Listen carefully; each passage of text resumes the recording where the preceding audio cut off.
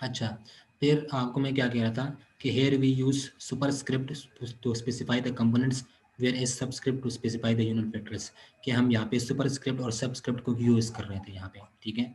हम यहाँ पे सुपरस्क्रिप्ट और सबस्क्रिप्ट को यूज़ कर रहे थे, ठीक है। हम इसलिए यूज़ कर रहे थे, सुपरस्क्रिप्ट को हम यूज़ कर रहे थे टू स्पेसिफाई द कंपोनेंट्स, ठीक है, और सबस्क्रिप्ट को हम यूज़ कर रहे थे to specify the unit vectors, ठीक है।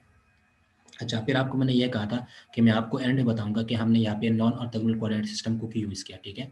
कि हमने यहाँ पे नॉन ऑर्थोगोनल कोऑर्डिनेट सिस्टम को क्यों यूज़ किया, हमने ऑर्थोगोनल कोऑर्डिनेट सिस्टम को क्यों यूज़ नहीं किया, ठीक है। तो इसका भी आंसर यहाँ पे है, ठीक है। We use non orthogonal coordinate system in case of non orthogonal coordinate system we have two projection, ठीक है। कि नॉन ऑर्थोगोनल कोऑर्डिनेट सिस्टम में हमारे पास दो प्रोजेक्शंस होते हैं। यहाँ पे आप देख लें, अगर आपके पास एक ऑर्थोगोनल कोऑर्डिनेट सिस्टम है, ठीक है, ये ऑर्थोगोनल कोऑर्डिनेट सिस्टम होगा क्योंकि एक्स और वाई जो है वो क्या होंगे, एक दूसरे के परपेंडिकुलर होंगे, ठीक है। तो यहाँ पे अगर हम एक वेक्टर को लेते हैं ओ ए वेक्टर को यहाँ पे, ठीक है, तो यहाँ पे आप देख लें इसका जो प्रोजेक्शन होगा वो क्या होगा, ये, ठीक है। तो ये इसका प्रोजेक्शन होगा, ठीक है।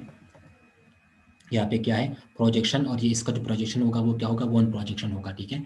तो ऑर्थोगोनल के केस में हमारे पास प्रोजेक्शन जो है वो क्या होता है, वो एक प्रोजेक्शन वो होता है, ठीक है। तो यहाँ पे आप देख लीजिए हमारे पास ऑर्थोगोनल सिस्टम है, ठीक है, और एक्स और वाई जो है वो क्या है, वो एक दूसरे के परपेंडिकुलर है, ठीक है। तो हमारे पास ये क्या होगा, ये ऑर्थोगोनल सिस्टम होगा। तो ऑर्थोगोनल सिस्टम में क्या होता है, ऑर्थोगोनल सिस्टम में हमारे पास एक प्रोजेक्शन होता है, यहाँ पे आप देख लीजिए एक प्रोजेक्शन है, ठीक है। लेकिन नॉन ऑर्थोगोनल कोऑर्डिनेट सिस्टम में क्या होता है, नॉन ऑर्थोगोनल कोऑर्डिनेट सिस्टम में हमारे पास दो प्रोजेक्शन होते हैं, ठीक है। यहाँ पे आप देख लें, यहाँ पे मैंने बनाया हुआ, ठीक है। अगर हमारे पास ये एक नॉन ऑर्थोगोनल कोऑर्डिनेट सिस्टम है, ये, ठीक है, ये एक नॉन ऑर्थोगोनल कोऑर्डिनेट सिस्टम है,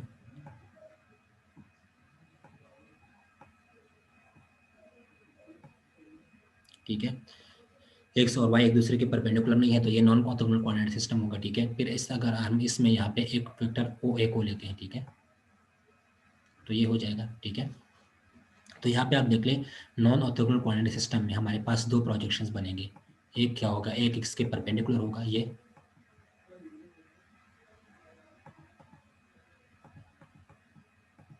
ठीक है, और एक क्या होगा, ये एक इसके पैरेलल होगा यहाँ पे, ठीक है। तो ये वाला इसके क्या है, ये इसके पैरेलल है, ठीक है।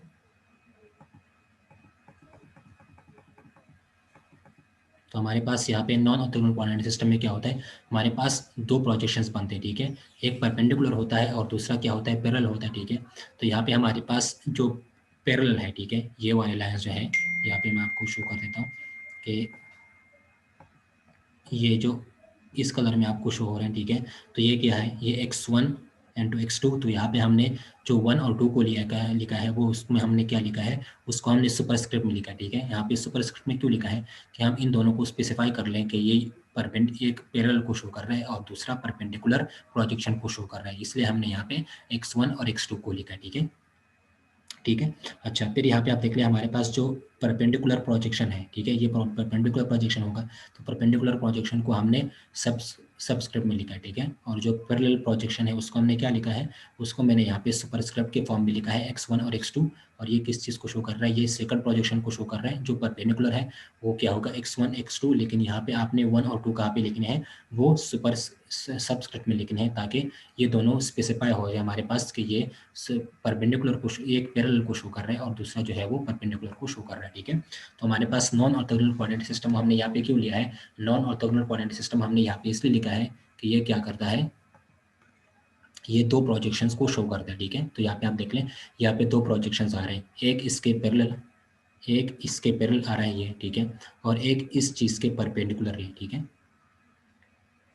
क्या है, एक इसके पैरेलल होगा ये, ठीक है, और ये दूसरा वाला ये जो है ये इसके परपेंडिकुलर होगा। जो हमारे पास ओ ए वेक्टर है इसके पैरेलल ये आएगा, ये इसके पैरेलल देख लें, ठीक है। और हमारे पास जो ओ ए वेक्टर है इसके परपेंडिकुलर कौन सा आएगा, ये, ठीक है। तो एक परपेंडिकुलर प्रोजेक्शन होता है और दूसरा पैरेलल प्रोजेक्शन होता है, ठीक है। तो हमने यहाँ पे नॉन ऑर्थोगोनल इसलिए लिया है कि यहाँ पे क्या करता है, यहाँ पे हमारे पास दो प्रोजेक्शन होते हैं, ठीक है। एक होता है ये पैरेलल, ठीक है, और दूसरा क्या होता है परपेंडिकुलर, ठीक है। तो two projections perpendicular and parallel. तो यहाँ पे हमने टू प्रोजेक्शंस वाले को क्यों लिया है, मतलब हमने नॉन ऑर्थोगोनल को क्यों लिया है, क्योंकि यहाँ पे हमारे पास x1 और x2 जो है वो किस चीज़ को शो कर रहा है, यहाँ पे आप देख लें x1 और x2, मतलब 1 और 2 जब सबस्क्रिप्ट में है, ठीक है, तो वो किस चीज़ को शो कर रहा है, कोवेरिएंट कंपोनेंट को शो कर रहा है, ठीक है। और 1 और 2 जो है वो जब यहाँ पे आप देख लें ये पैरेलल, ठीक है, तो 1 और 2 जब हमने कहाँ पे लिखे हैं, 1 और 2 जब हमने सुपरस्क्रिप्ट में लिखे हैं तो वो कॉन्ट्रीवेरिएंट कंपोनेंट को शो कर रहा है, ठीक है। तो यहाँ पे ये परपेंडिकुलर जो है वो किसको शो कर रहा है, परपेंडिकुलर कोवेरिएंट कंपोनेंट को शो कर रहा है, और पैरेलल जो है वो किस चीज़ को शो कर रहा है, कॉन्ट्रीवेरिएंट कंपोनेंट को शो कर रहा है। तो हम यहाँ पे कॉन्ट्रीवेरिएंट और कोवेरिएंट कंपोनेंट की बात करेंगे, ठीक है। तो इसलिए हमने यहाँ पे नॉन ऑर्थोगोनल को लिया है। नॉन ऑर्थोगोनल को हमने इसलिए लिया है कि यहाँ पे दो प्रोजेक्शंस आएंगे, एक परपेंडिकुलर होगा, एक पैरेलल होगा, ठीक है। तो परपेंडिकुलर को हम लिखेंगे कोवेरिएंट, ठीक है, और जो पैरेलल होगा उसको हम क्या लिखेंगे, कॉन्ट्रोवेरिएंट, ठीक है। तो इसलिए हमने यहाँ पे दो नॉन ऑर्थोगोनल कोऑर्डिनेट सिस्टम को यूज़ किया, क्योंकि इसके दो प्रोजेक्शंस होंगे, एक कोवेरिएंट को शो करेगा और दूसरा कॉन्ट्रोवेरिएंट को शो करेगा, ठीक है। अच्छा, फिर ये तो हो गई कॉन्ट्रीवेरिएंट की बात, ठीक है। अब हम इसको मैथमेटिक्स में हमने इस ये पहले जो बात की है ये सारा इसका फिजिक्स था, ठीक है। कॉन्ट्रीवेरिएंट वेक्टर का या कॉन्ट्रीवेरिएंट टेंसर का ये क्या था, ये फिजिक्स की बात हम कर रहे थे, ठीक है। ये कॉन्ट्रीवेरिएंट टेंसर का फिजिक्स था, ठीक है। हम कॉन्ट्रीवेरिएंट टेंसर के मैथमेटिक्स की बात करते हैं, ठीक है। हम इसकी मैथ्स की बात करते हैं कि मैथ्स में इसकी डिफिनीशन क्या होगी, ठीक है। हमने जो ये चीज़ें पढ़ी है ये कॉन्ट्रीवेरिएंट टेंसर की फिजिक्स थी, ठीक है। अब हम कॉन्ट्रीवेरिएंट टेंसर की मैथ्स की बात करेंगे, ठीक है। तो यहाँ पे आप देख लें mathematically, let A I and A I bar with the components of vector field A, ठीक है, and xi and xi bar component system respectively, and they are connected to by the relation ai bar is equal to a j del x bar into I divided by del x into j, ठीक है। तो सबसे पहले तो आप समझिए कि vector field क्या होता है। यहाँ पे हमने लिया है let A I and A bar i with the components of vector field A, कि ए आई और ए आई बार जो है ये कंपोनेंट्स है एक वेक्टर फील्ड ए के। तो वेक्टर फील्ड क्या होता है, वेक्टर फील्ड हमारे पास एक ऐसी फील्ड होती है, ठीक है, एक ऐसी फील्ड जिसमें हर कंपोनेंट को हम एक वेक्टर असाइन कर सके, एक वेक्टर हर एक पॉइंट को एसोसिएट कर सके, तो उसको हम क्या बोलते हैं, उसको हम वेक्टर फील्ड बोलते हैं, ठीक है। और वेक्टर फील्ड वेक्टर फील्ड बहुत तरह के हो सकते हैं, ठीक है। एक होता है मैग्नेटिक फील्ड, ठीक है, एक क्या होता है मैग्नेटिक फील्ड, ठीक है, और दूसरा क्या होता है इलेक्ट्रिक फील्ड, ठीक है। एम का मतलब है मैग्नेटिक, ठीक है, और यहाँ पे मैंने क्या किया है ई, ठीक है। तो ये दूसरा क्या होता है इलेक्ट्रिक फील्ड, ठीक है। एक होता है मैग्नेटिक फील्ड, दूसरा क्या होता है इलेक्ट्रिक फील्ड। तो वेक्टर फील्ड क्या होता है कि अगर आपके पास एक ऐसा फील्ड, ठीक है, वेक्टर फील्ड क्या होता है, एक ऐसा फील्ड जिसमें हर कंपोनेंट के साथ एक वेक्टर को आप असाइन कर सकें, एक वेक्टर को आप एसोसिएट कर सकें, ठीक है। यहाँ पे आप देख लें हर कंपोनेंट को, हर पॉइंट को आप एक वेक्टर एसोसिएट कर सकें, तो उसका हम क्या बोलेंगे वेक्टर फील्ड, ठीक है।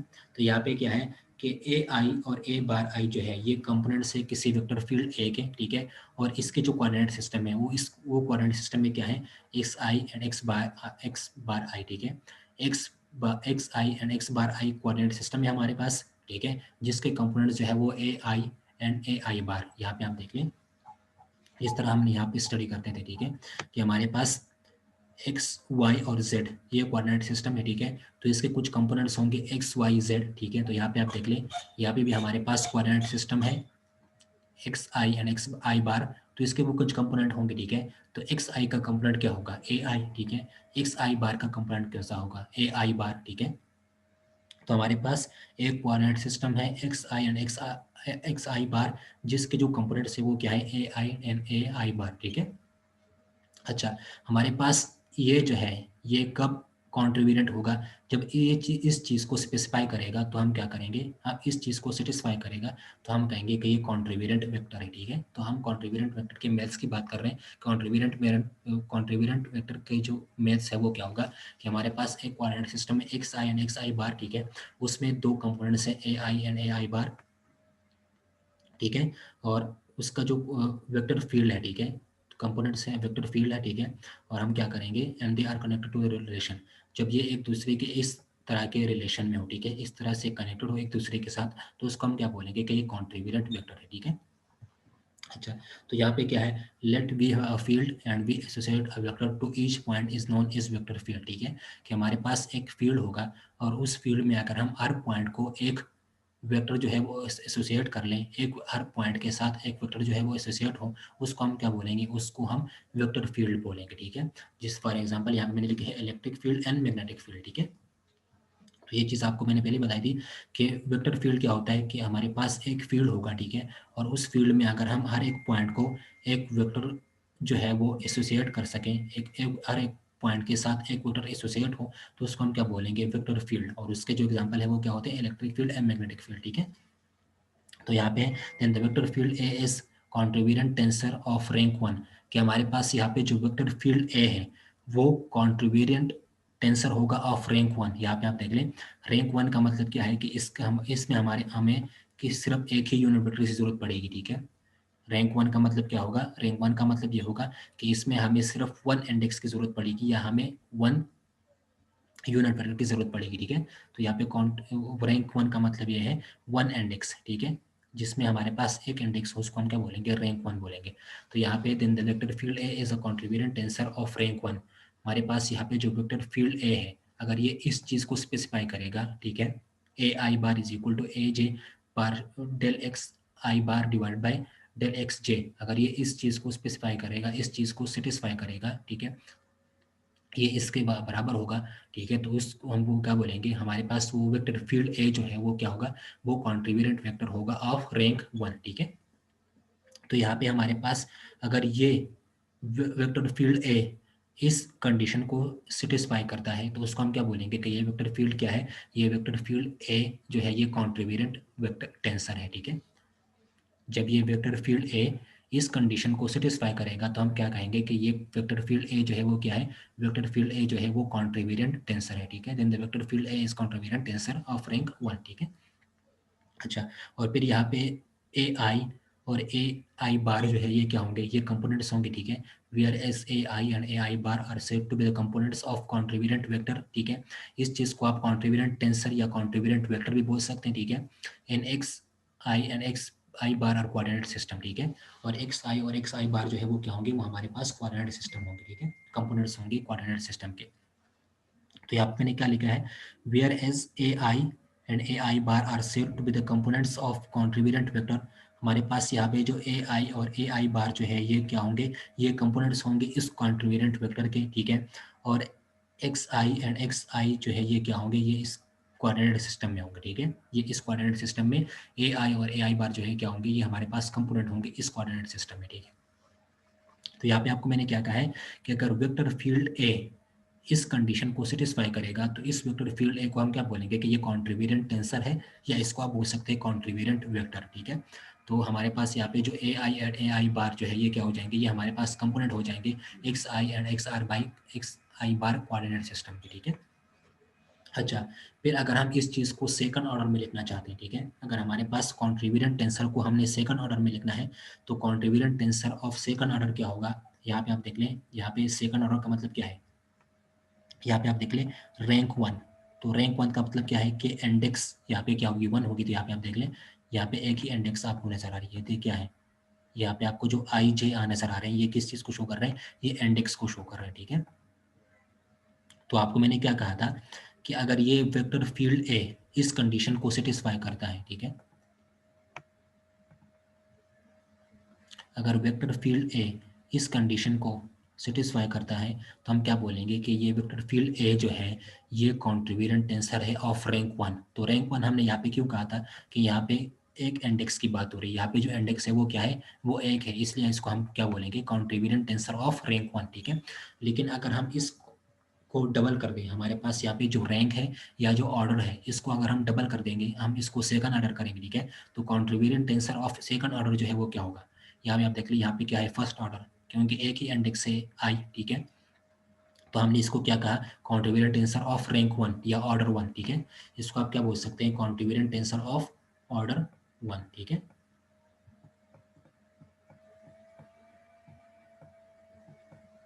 इसको क्या बोलेंगे, अगर ये वेक्टर फील्ड ए इस कंडीशन को सेटिस्फाई करेगा, तो इसको हम कॉन्ट्रीब्यूएंट टेंसर ऑफ रैंक 1 बोलेंगे या कॉन्ट्रीब्यूएंट टेंसर ऑफ ऑर्डर 1 बोलेंगे। ऑर्डर 1 या रैंक 1 क्यों बोलेंगे, क्योंकि यहाँ पे आप देख लीजिए आपके पास एक इंडेक्स है, ठीक है, यहाँ पे सिर्फ एक ही इंडेक्स है। लेकिन अगर हमारे पास सेकंड ऑर्डर हो, मतलब हमें यहाँ पे 2 इंडेक्स हो, ठीक है, तो सेकंड ऑर्डर में हम कॉन्ट्रीब्यूएंट टेंसर को किस तरह से लिखेंगे, तो यहाँ पे आप देख लें, यहाँ पे सिर्फ एक ही इंडेक्स था ए और यहाँ पे क्या था आई, ठीक है, तो यहाँ पे सिर्फ एक ही इंडेक्स था, एक ऑर्डर था इसका, ठीक है। जब हम इसका ऑर्डर जो है वो सेकंड कर लें तो उस केस में कॉन्ट्रीब्यूएंट टेंसर क्या होगा, तो यहाँ पे आप देख लें ए i j is equal to, यहाँ पे आप देख लें हमने सेकंड ऑर्डर कर दिया, ठीक है, मतलब हमने यहाँ पे दो क्या कर दिए, हमने यहाँ पे 2 इंडेक्स लगा दिए, ठीक है। तो दो इंडेक्स का मतलब क्या होगा कि रैंक 2 या सेकंड ऑर्डर, ठीक है। तो यहाँ पे A i j is equal to A B, यहाँ पे del x bar into i divide by del x into A, del x bar into j divide by del x into B, ठीक है। तो इसको याद करने का आसान तरीका ये है, ठीक है, कि यहाँ पे क्या है, ए बार आई इंटू जे, तो यहाँ पे जो आई इंटू जे वाले कंपोनेंट है वो आपने कहाँ पे लिखने हैं, यहाँ पे, ठीक है, नोमिनेटर में। और जो ए बी वाले कंपोनेंट है उसको आपने क्या लिखना है, उसको आपने डिनोमिनेटर में लिखना है, ठीक है। तो अगर आपने इसको आसानी से याद करना है तो आसानी से आप किस तरह से याद करेंगे कि यहाँ पे जो लेफ्ट हैंड साइड पे है, ठीक है, वो उसको आपने यहाँ पे नोमिनेटर में लिखना है, ठीक है, और जो राइट साइड पे है यहाँ पे उसको आपने डिनोमिनेटर में लिखना है, ठीक है। तो यहाँ पे हम देख लें डेल एक्स बार इंटू आई, तो यहाँ पे आप देख लीजिए यहाँ पे आई है, ठीक है, डेल एक्स बार इंटू जे, तो यहाँ पे आप देख लीजिए यहाँ पे जे है, ठीक है। तो लेफ्ट हैंड साइड वाले आप कहाँ पे लिखेंगे, नोमिनेटर में लिखेंगे, ठीक है। और राइट हैंड साइड यहाँ पे जो है इसको आप कहाँ पे लिखेंगे, डिनोमिनेटर में लिखेंगे। यहाँ पे आप देख लें डेल एक्स ए, यहाँ पे क्या है डेल एक्स बी, ठीक है। तो यहाँ पे ए एंड बी, तो डिनोमिनेटर में आप इसको लिखेंगे और नोमिनेटर में आप इस लेफ्ट हैंड साइड वाले को लिखेंगे, ठीक है। तो ये हमारे पास क्या होगा, कॉन्ट्रीब्यूएंट टेंसर ऑफ सेकंड ऑर्डर, ठीक है। इसको हम क्या बोलेंगे, कॉन्ट्रीब्यूएंट टेंसर ऑफ सेकंड ऑर्डर, ये सेकंड ऑर्डर का कॉन्ट्रीब्यूएंट टेंसर होगा, ठीक है।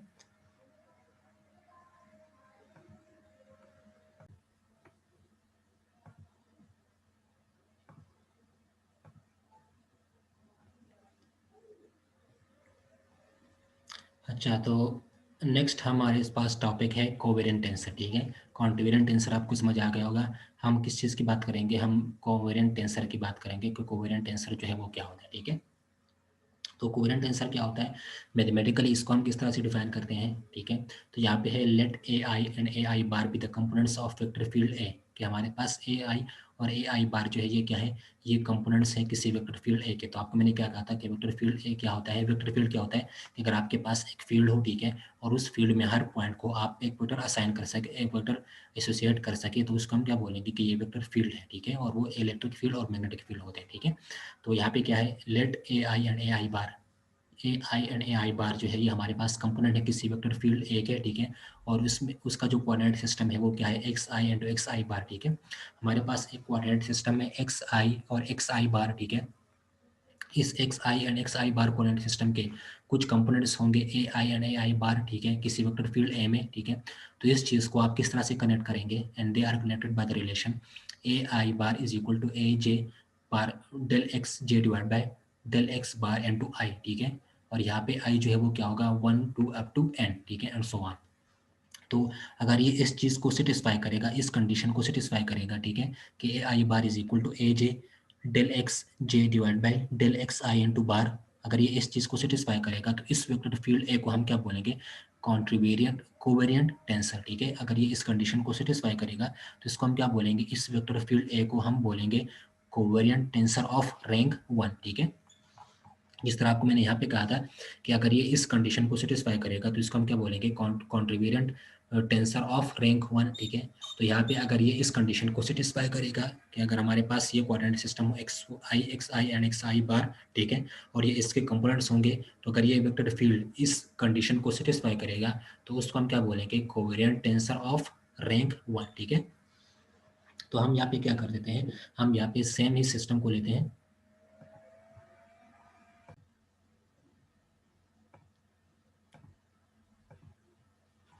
अच्छा, तो यहाँ पे आप देख लें, यहाँ पे मैंने यही वही सेम सिस्टम लिया, ठीक है, कि हमारे पास एक X Y Z coordinate system है, ठीक है।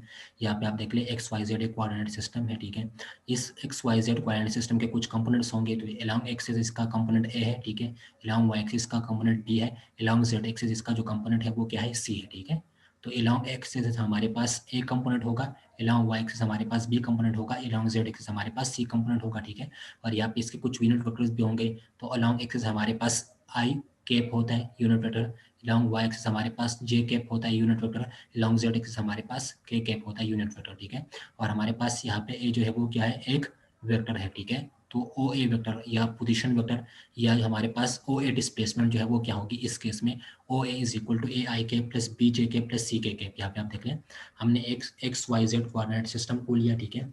उस X Y Z coordinate system के कुछ कंपोनेंट्स भी होंगे, ठीक है। तो अलॉन्ग एक्स एक्सिस को जो कंपोनेंट होगा वो होगा ए, ठीक है। अलॉन्ग वाई एक्सिस हम मान लेते हैं कि इसका जो कंपोनेंट है वो है बी, अलॉन्ग जेड एक्सिस का जो कंपोनेंट है वो क्या है सी, ठीक है, सी।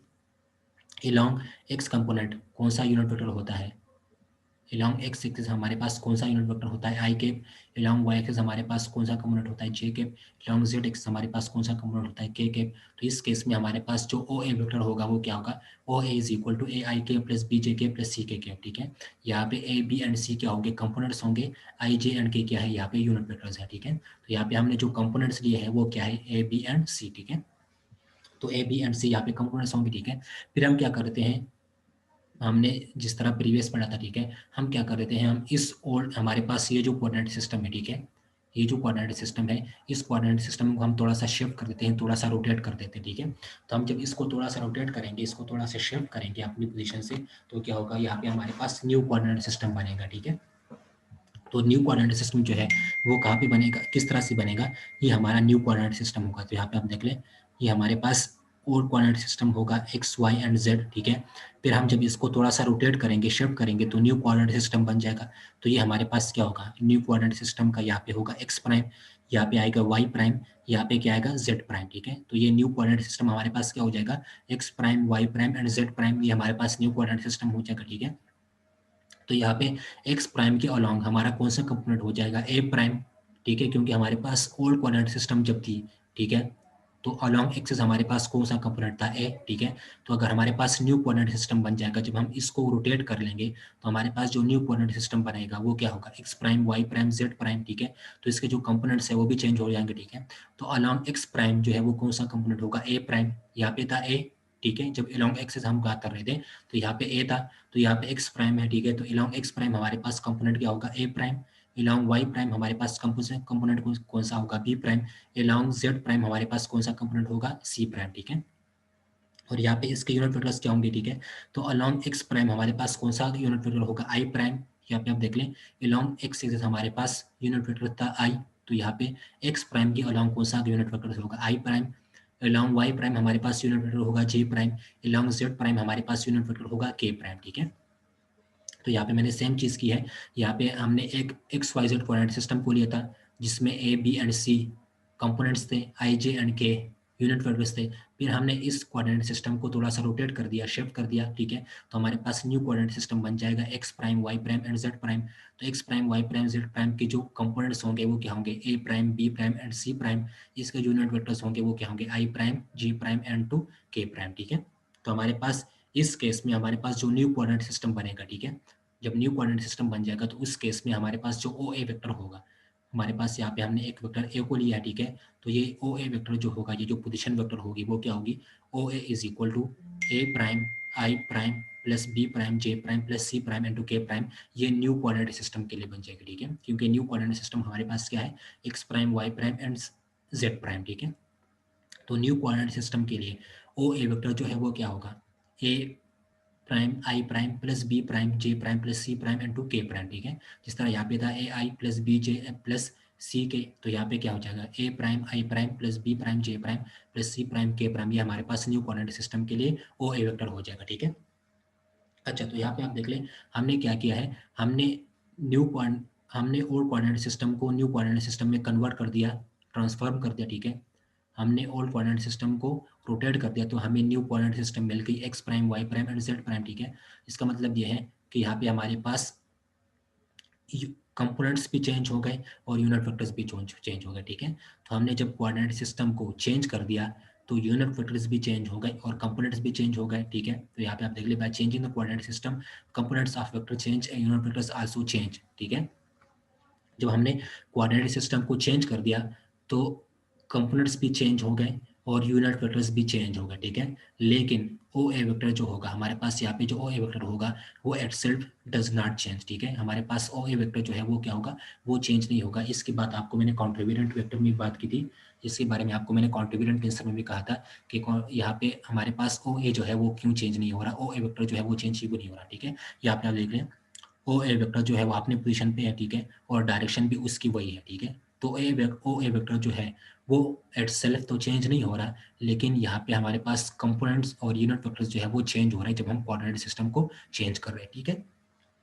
तो हम जब कोऑर्डिनेट सिस्टम को चेंज करते हैं तो कंपोनेंट्स और यूनिट वेक्टर्स चेंज हो जाते हैं, लेकिन जो ओ ए वेक्टर होता है वो खुद जो है वो चेंज नहीं होता, उसमें कोई चेंज नहीं आती, उसकी डायरेक्शन भी वही रहती है और वो वेक्टर ओ ए वही वही रहता है, ठीक है। But the vector O A itself does not change, ठीक है। तो हम जब कोऑर्डिनेट सिस्टम को चेंज कर देंगे तो कंपोनेंट्स और यूनिट वेक्टर्स चेंज हो जाएंगे, बट ओ ए वेक्टर जो है वेक्टर जो होगा वो क्या होगा, वो itself डज नॉट चेंज, वो खुद जो है वो चेंज नहीं होगा, ठीक है। अच्छा, फिर हम क्या करते हैं, now we consider the two dimensional non orthogonal coordinate system. हम एक two dimensional non orthogonal coordinate system को लेते हैं, ठीक है, कि हमारे पास एक two dimensional non orthogonal coordinate system है, मतलब एक्स और वाई जो है वो एक दूसरे के परपेंडिकुलर नहीं है, ठीक है, ये वो नॉन ऑर्थोगोनल है और टू डायमेंशनल है। इसके बाद आपको मैंने कॉन्ट्रीब्यूटेंट में काफ़ी डिटेल में थी कि हमने यहाँ पे नॉन ऑर्थोगोनल को क्यों लिया है, ऑर्थोगोनल क्या होता है, नॉन ऑर्थोगोनल क्या होता है, ठीक है। तो हमारे पास यहाँ पे एक non orthogonal two dimensional coordinate system है एक्स एंड वाई, ठीक है। तो यहाँ पे एक्स, यहाँ पे वाई, ये हमारे पास एक नॉन ऑर्थोगोनल कोऑर्डिनेट सिस्टम है, ठीक है, टू डायमेंशन में। तो ये हो जाएगा एक्स एंड वाई। तो यहाँ पे आप देख लें, यहाँ पे ओ ए जो है वो क्या होगा, ओ ए हमारे पास यहाँ पे एक वेक्टर होगा, ठीक है, और यहाँ पे इसके क्या होंगे, यहाँ पे इसके दो प्रोजेक्शन होंगे, एक इसका पैरेलल होगा, ठीक है, ओ ए वेक्टर के एक पैरेलल होगा और दूसरा ओ ए वेक्टर के परपेंडिकुलर होगा, ठीक है। तो हमारे पास जो पैरेलल है उसको हम क्या बोलेंगे, उसमें हम वन और टू को कहाँ पे लिखेंगे, वन और टू को हम सब सुपरस्क्रिप्ट में लिखेंगे, ठीक है। और जो हमारे पास परपेंडिकुलर होगा उसमें वन और टू को हम कहाँ पे लिखेंगे, सबस्क्रिप्ट में लिखेंगे, ठीक है। तो यहाँ पे इस चीज़ को मैंने यहाँ पे शो किया हुआ है, यहाँ पे आपको मैंने पहले बताया था, इस चीज़ को हमने यहाँ पे भी डिस्कस किया, ठीक है, कि यहाँ पे इसके दो प्रोजेक्शंस बनेंगे, एक होगा परपेंडिकुलर और एक होगा पैरेलल, ठीक है। तो यहाँ पे हम क्या करते हैं, हमारे पास जो हमारे पास जो पैरेलल होगा, ठीक है, उसमें हम वन और टू कहाँ पे लिखेंगे, सुपरस्क्रिप्ट में लिखेंगे, ठीक है। और जो हमारे पास परपेंडिकुलर होगा उसमें हम वन और टू को कहाँ पे लिखेंगे, सबस्क्रिप्ट में लिखेंगे, ठीक है। तो यहाँ पे x1 और x2 मतलब वन और टू जो है वो जब कहाँ पे है, वन और टू जो है वो जब सबस्क्रिप्ट में है, मतलब हमारे पास जो परपेंडिकुलर है, ठीक है। तो ये परपेंडिकुलर प्रोजेक्शन जो है वो किस को शो कर रहा है, ये कोवेरिएंट कंपोनेंट को शो कर रहा है, ठीक है। और हमारे पास वन और टू जब कहाँ पे है, सुपरस्क्रिप्ट में है, मतलब हमारे पास यहाँ पे जो पैरेलल है, ठीक है। तो पैरेलल किस चीज़ को शो कर रहा है, पैरेलल जो है वो कॉन्ट्रीब्यूटेंट कंपोनेंट को शो कर रहा है, ठीक है। तो यहाँ पे मैंने लिखा भी है कि परपेंडिकुलर और कोवेरिएंट कंपोनेंट, ठीक है, एंड पैरेलल आर कॉन्ट्रीब्यूटेंट कंपोनेंट, ठीक है। तो यहाँ पे आप देख लें, हमारे पास यहाँ पे जो परपेंडिकुलर आ रहा है, ठीक है, ये परपेंडिकुलर जो है ये किस चीज़ को शो कर रहा है, ये परपेंडिकुलर जो है ये कोवेरिएंट कंपोनेंट को शो कर रहे हैं, और ये पैरेलल जो है ये किस चीज़ को शो कर रहा है, ये पैरेलल जो है ये कॉन्ट्रीब्यूटेंट कंपोनेंट को शो कर रहा है, ठीक है। परपेंडिकुलर कोवेरिएंट कंपोनेंट को शो कर रहा है, ठीक है, और जो पैरेलल है वो किसको शो कर रहा है, कॉन्ट्रीब्यूटेंट को, ठीक है। परपेंडिकुलर कोवेरिएंट को, पैरेलल कॉन्ट्रीब्यूटेंट को, ठीक है। तो ये चीज़ मैंने यहाँ पे दोबारा बनाई है, x1 और x2 यहाँ पे कोवेरिएंट कंपोनेंट होंगे और यहाँ पे x1 और x2 जब सुपरस्क्रिप्ट में होंगे तो उसका कॉन्ट्रीब्यूटेंट कंपोनेंट बोलेंगे। ये अगर आपको इससे समझ नहीं आ रही, ठीक है, तो आप क्या करेंगे, हमारे पास जो परपेंडिकुलर होंगे वो क्या होंगे, वो कोवेरिएंट कंपोनेंट को शो करेंगे, और जो पैरेलल होंगे इस लाइन के, उस ओ ए कंपोनेंट के पैरेलल जो होंगे उसको हम कॉन्ट्रीब्यूटेंट कंपोनेंट बोलेंगे, और जो इस ओ ए वेक्टर के परपेंडिकुलर होंगे उसको हम कॉन्ट्रीब्यूटेंट कंपोनेंट, मतलब जो इस ओ ए वेक्टर के परपेंडिकुलर होंगे उसको हम कोवेरेंट कंपोनेंट बोलेंगे, और जो ओ ए वेक्टर के पैरेलल होंगे उसको हम कॉन्ट्रीब्यूटेंट कंपोनेंट बोलेंगे, ठीक है। तो यहाँ पे चीज़ यही चीज़ मैंने यहाँ पे की है, ठीक है, सेम। फिर यहाँ पे मैंने क्या किया है कि हमारे पास ये एक वाई कोऑर्डिनेट सिस्टम है यही, ठीक है, हमारे पास two dimensional non orthogonal coordinate system है, ठीक है, ये एक two dimensional non orthogonal coordinate system है, ठीक है, एक्स एंड वाई। तो यहाँ पे आप देख लें, अगर हम इसमें सिर्फ इस परपेंडिकुलर कंपोनेंट को ले लें जो कोवेरिएंट कंपोनेंट है, क्योंकि हम कोवेरिएंट की बात कर रहे हैं, ठीक है, कोवेरिएंट टेंसर की बात कर रहे हैं, तो अगर हम इस परपेंडिकुलर लेते हैं, ठीक है, तो ये हमारे पास यहाँ पे परपेंडिकुलर है, ठीक है। और हम यहाँ पे अगर किसी पॉइंट P को डिफाइन करते हैं, मतलब हम यहाँ पे OP वेक्टर को डिफाइन करते हैं या P वेक्टर को डिफाइन करते हैं, ठीक है। तो P वेक्टर का जो डिस्प्लेसमेंट होगा वो क्या होगा, OP, ठीक है। तो यहाँ पे मैंने क्या किया है, एक 2 डायमेंशनल यहाँ पे मैं बना देता हूँ कहीं पे, ये हमारे पास एक 2 dimensional non orthogonal coordinate system है, ठीक है। यहाँ पे x है, यहाँ पे y है, ठीक है। तो आपको मैंने यहाँ पे क्या कहा था कि जो परपेंडिकुलर होगा उसको हम क्या बोलेंगे, कोवेलेंट। जो पैरेलल होगा OA के उसको हम क्या बोलेंगे, कॉन्ट्रीवेरिएंट, ठीक है। तो हम कोवेलेंट की बात कर रहे हैं, तो हम इस परपेंडिकुलर लाइन को उठाएंगे जो परपेंडिकुलर प्रोजेक्शन है, ठीक है। तो परपेंडिकुलर प्रोजेक्शन को हम क्या बोलेंगे, कोवेलेंट, ठीक है। तो हम कोवेलेंट की बात कर रहे हैं, तो यहाँ पे मैंने क्या किया, इस XY कोऑर्डिनेट सिस्टम को लिया, ठीक है, नॉन ऑर्थोगोनल कोऑर्डिनेट सिस्टम को लिया यहाँ पे इस यहाँ पे मैंने क्या किया, इस सिस्टम को मैंने यहाँ पे बना दिया, ठीक है। तो यहाँ पे मैंने इस 2 dimensional non orthogonal coordinate system को बना दिया, ठीक है। यहाँ पे ड्रा किया, यहाँ पे XY कंपोनेंट होंगे। यहाँ पे मैंने क्या किया है, इस परपेंडिकुलर को सिर्फ लिया, ठीक है, क्योंकि हम कोवेलेंट की बात कर रहे हैं और ये परपेंडिकुलर किसको शो कर रहा है, ये परपेंडिकुलर कोवेलेंट को शो कर रहा है, ठीक है। तो हम इस परपेंडिकुलर लेते हैं, ठीक है। और इसमें हम यहाँ पे एक कंपोनेंट को लेते, इस एक वेक्टर को लेते हैं P को, ठीक है। तो ये क्या हो जाएगा, OP, ठीक है। अच्छा, फिर यहाँ पे आप देख लें अलोंग x जो है यहाँ पे क्या होगा, x1, यहाँ पे क्या होगा, x2, ठीक है। तो अलोंग एक्सेस जो है वो हमारे पास यहाँ पे यूनिट वेक्टर जो है वो क्या होगा, E1, ठीक है। अलोंग एक्सेस हमारे पास, हम मान लेते हैं कि हमारे पास यूनिट वेक्टर जो है वो E1 है, और अलोंग y एक्सेस हमारे पास यूनिट वेक्टर जो है वो क्या है, वो E2 है, ठीक है। तो अगर हम इस p वेक्टर को, इस p वेक्टर का डॉट प्रोडक्ट लेते हैं इस E1 के साथ, तो ये हमें क्या रिजल्ट देगा, x1, ठीक है। और अगर हम इस p वेक्टर का डॉट प्रोडक्ट लेते हैं E2 के साथ, यूनिट वेक्टर के साथ, तो ये हमें क्या रिजल्ट देगा, x2, ठीक है। तो यहाँ पे आप देख लें, यहाँ पे आपको मैंने क्या कहा है, यहाँ पे आपको मैं कह रहा हूँ कि अगर हम इस p वेक्टर का इस E1 यूनिट वेक्टर के साथ डॉट प्रोडक्ट लेते हैं, तो ये हमें क्या रिजल्ट देगा, x1, ठीक है। लेकिन अगर हम इस p वेक्टर का डॉट प्रोडक्ट लेते हैं E2 के साथ, तो ये हमें क्या रिजल्ट देगा, x2, ठीक है। तो ये चीज़ आपको मैं कह रहा था। तो यहाँ पे आप देख लें, यहाँ पे हमने क्या करना है, कोवेरिएंट टेंसर में क्या होता है,